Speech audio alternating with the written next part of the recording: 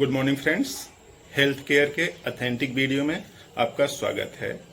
नए वीडियो की इन्फॉर्मेशन आपको मिले, इसके लिए जरूरी है कि इस चैनल को सब्सक्राइब कर लें, बेल आइकन को भी दबाएं। आज के इस वीडियो में बात करते हैं जिंको बाइलोबा की। इस मेडिसिन के वीडियो के लिए कई दोस्तों ने कई बार लिखा, अंततः आज उनकी फरमाइश पूरी हुई। जिंको बाइलोबा के बारे में हम लोग समझते हैं। बेहतरीन होम्योपैथिक मेडिसिन है और इसका मदर टिंचर बॉडी की पूरी अव्यवस्था को व्यवस्थित करने के लिए यूज की जा सकती है और खास तौर से सर्कुलेशन से संबंधित जिनको भी हाई ब्लड प्रेशर है या फिर ब्लड का थिनर यूज करते हैं, ऐसे लोगों के लिए जिंको बाइलोबा बेहतरीन दोस्त हो सकती है। इस वीडियो में इसी के बारे में समझते हैं कि किस तरह से शरीर की अव्यवस्था को व्यवस्थित करती है जिंको बाइलोबा। तो देखिए, जो जिंको बाइलोबा है इसके अंदर 3 बेहतरीन केमिकल हैं और वो केमिकल इस तरह से हैं: जिंकोलिट्स, बिलोबालिडिस एंड फ्लेवोनॉइड्स। ये जो 3 केमिकल हैं बॉडी के सर्कुलेशन को ठीक करते हैं। अब देखिए, जब सर्कुलेशन ठीक होता है तो यूं समझिए कि बॉडी के हर एक सेल को ऑक्सीजन सही मिलेगी और पोषण ठीक मिलेगा, न्यूट्रिएंट भी मिलेगा, क्योंकि जो भी आप खाते हैं वो सब तो आ जाता है यहाँ पे स्टमक में और स्टमक में से एब्जॉर्ब होके ब्लड के सहायता से पूरे शरीर में पहुंचता है। तो बॉडी में सर्कुलेशन का जो मेन काम क्या है कि फूड सप्लीमेंट को पहुंचाना और उसके साथ साथ ऑक्सीजन भी पहुंच जाती है। तो दोनों कितना जरूरी है आप समझ सकते हैं। जैसे मान लीजिए कि ये ह्यूमन बॉडी है, इस तरह से यहाँ पे ऐसे। अब यहाँ पे जो हाथ है कि हाथ की उंगलियां, पैर की उंगलियां या फिर जो ब्रेन है उसको न्यूट्रिशन सर्कुलेशन के थ्रू ही आएगा। तो जिंको बाइलोबा सर्कुलेशन को ठीक करता है। कहीं पे भी रुकावट है जिसको एथेरोस्क्लेरोसिस बोलते हैं। तो देखिए, इस तरह से जो नली है, खून वाली नली है, उसके अंदर मटेरियल जमा हो जाता है। तो इस मटेरियल डिपॉजिट जो हो गया है, ये जो प्लेक बन गए हैं अंदर, उसको भी धीरे धीरे डिजॉल्व कर देता है। तो एथेरोस्क्लेरोसिस और आर्टेरियोस्क्लेरोसिस में जो डायमीटर है वो कम हो जाता है। तो अगर डायमीटर में यहां पे कमी आ गई तो हार्ट को ज्यादा प्रेशर लगाना पड़ेगा। अब ज्यादा प्रेशर लगाना पड़ेगा तो सीधी सी बात है कि बीपी क्या होने लगेगी, ज्यादा होने लगेगी। कुछ लोग ऐसे होते हैं कि सब कुछ रिपोर्ट नॉर्मल है, ट्राइग्लिसराइड्स, कोलेस्ट्रॉल सब कुछ रिपोर्ट नॉर्मल है, फिर भी उनका ब्लड प्रेशर ज्यादा रहता है। मतलब रुकावट है कहीं पे, और उस रुकावट को कम करने के लिए यूज की जाती है। यानी सर्कुलेशन को ठीक करता है और सर्कुलेशन को ठीक करने में ब्लड प्रेशर को जो बढ़ा हुआ है उसको नॉर्मल ले आता है। और नॉर्मल तभी ले आ पाता है इसको तब जब तक ये प्लेक हटेगा नहीं, ये जो अंदर की जो रुकावट है वो हटेगी नहीं। तो सर्कुलेटरी स्टिमुलेंट सर्कुलेशन को स्टिमुलेट करता है। तो ऐसा नहीं कि किसी एक पार्ट में, पूरे बॉडी में सर्कुलेशन को स्टिमुलेट करता है। जो प्लेक कहीं पे डिपॉजिट है उनको धीरे धीरे क्या करता है, डिजॉल्व करता है। डिजॉल्व करके उसको अपने ओरिजिनल स्थिति में ला देता है। और ओरिजिनल स्थिति में लाते ही इसका देखिए जो चौड़ाई है वो ज्यादा हो जाएगी, तो सर्कुलेशन ज्यादा होने लगेगा। और सर्कुलेशन ज्यादा होगा तो ऑक्सीजन और न्यूट्रिएंट दोनों ज्यादा पहुंचेंगे। खासतौर से ओल्ड एज में ज्यादा समस्या देखी जाती है कि डिमेंशिया हो जाती है, मल्टीपल स्क्लेरोसिस हो जा रही है। मल्टीपल स्क्लेरोसिस में क्या होता है कि जो नर्व्स हैं उनकी चारों तरफ की जो माइलिन शीथ है वो डिजनरेट होने लगती है।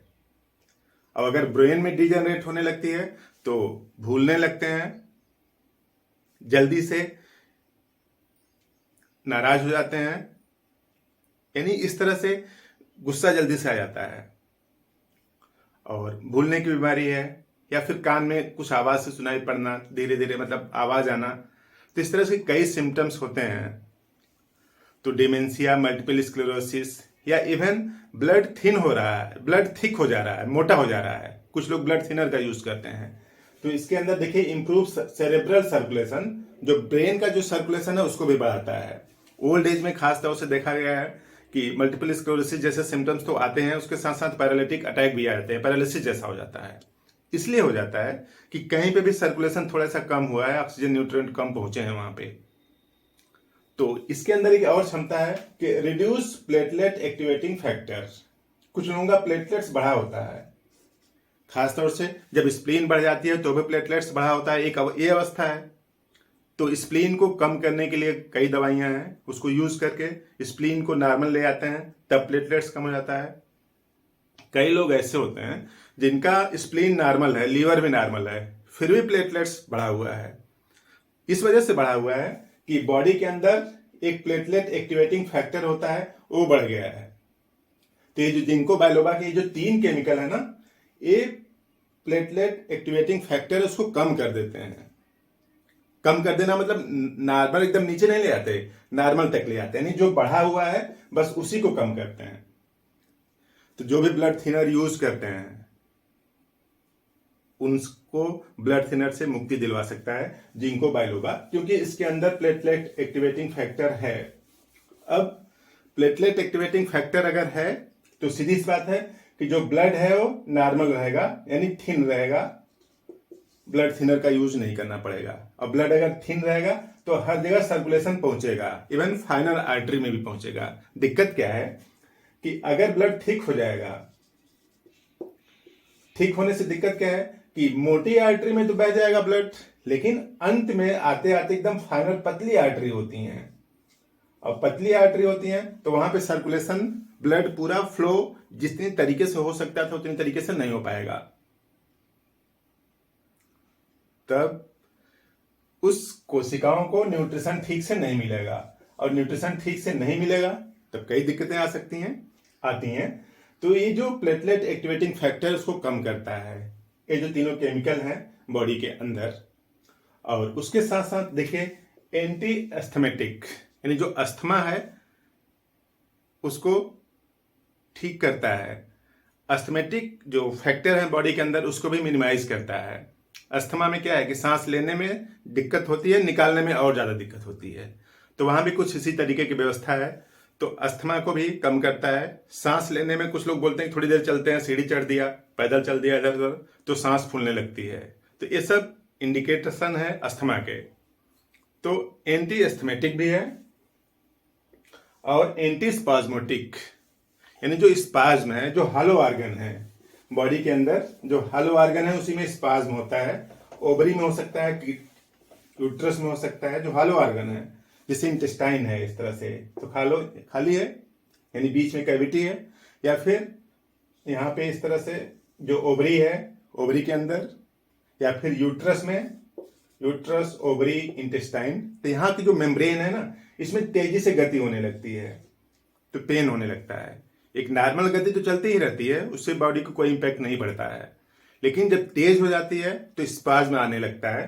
तो एंटी स्पाज्मोटिक का भी काम करता है, और एंटी एलर्जिक की भी। जो बॉडी के अंदर एलर्जिक रिस्पॉन्स है अननेसेसरी बढ़ जा रहे हैं, यानी उसी धूप में एक आदमी को कोई दिक्कत नहीं हो रही है, लेकिन एक आदमी धूप में जाता है तो रैशेस आ जाते हैं। यानी 2 आदमी धूप में गए, सेम टाइप, सेम इंटेंसिटी की धूप है, लेकिन एक आदमी की स्किन पर रैशेस आ जा रहे हैं, दूसरे आदमी के ऊपर कुछ भी इम्पैक्ट नहीं पड़ रहा। मतलब जो दूसरा आदमी है उसकी बॉडी की हाइपर सेंसिटिविटी क्या है, कुछ बढ़ी हुई है। या फिर थोड़ा सा स्क्रैच लगाया, ऐसे इस तरह से खींचा, तो अब यहाँ पे निशान बन जाते हैं। कई लोग ऐसे होते हैं, कहीं पे भी हल्का सा निशान बन जाता है, तो मतलब उनकी सेंसिटिविटी क्या है, ज्यादा है। और उसी के छोटे बड़े भाई बहन होंगे, उन सबकी सेंसिटिविटी क्या है, कम है। तो एंटी एलर्जिक का भी काम करता है यही तीनों केमिकल। और एंटी इन्फ्लेमेटरी, जो इन्फ्लेमेशन है, अब इन्फ्लेमेशन में कई बीमारियां आती हैं, कहीं पे भी इन्फ्लेमेशन है तो उसको धीरे धीरे कम करता है। तो इस तरह से जिंको बाइलोबा बेहतरीन मेडिसिन है। आप एकदम हेल्दी है तो भी आप इसको कुछ दिन यूज कर सकते हैं। एक महीने में कम से कम 1 हफ्ते आप यूज कर लें। अगर आपको कोई दिक्कत नहीं, आप एकदम स्वस्थ हैं, बेहतरीन हैं, सब कुछ ठीक चल रहा है, और आपकी एज 40+ है, 40 से ज्यादा साल के हैं आप, तब आप इसको 1 महीने में, यानी 4 हफ्ते होते हैं, 4 हफ्ते में आप 1 से 2 हफ्ते यूज करें। लगातार ना यूज करें, लगातार यूज नहीं करना चाहिए कोई भी मेडिसिन, क्योंकि उससे दिक्कत आती है। तो आप जिंको बाइलोबा का यूज करें। और इन सब बीमारियों में जो भूलने की बीमारी है, कंसंट्रेशन नहीं बन पा रहा है, जल्दी से ब्रेन थक जा रहा है, थोड़ी देर काम करते हैं या थोड़ी देर पैदल चलते हैं, तो इस तरह से पूरी अव्यवस्था है बॉडी के अंदर, उसको ठीक करने के लिए जिंको बाइलोबा बेहतरीन मेडिसिन है। आप उसका यूज करें और जिंको बाइलोबा के जो केमिकल्स हैं उनका फायदा उठाएं। 40+ हैं तो आप जरूर यूज करें, बॉडी के अंदर एनर्जी बने रहेगी और आपका जो एक्सपीरियंस है वो लोगों के काम आएगा।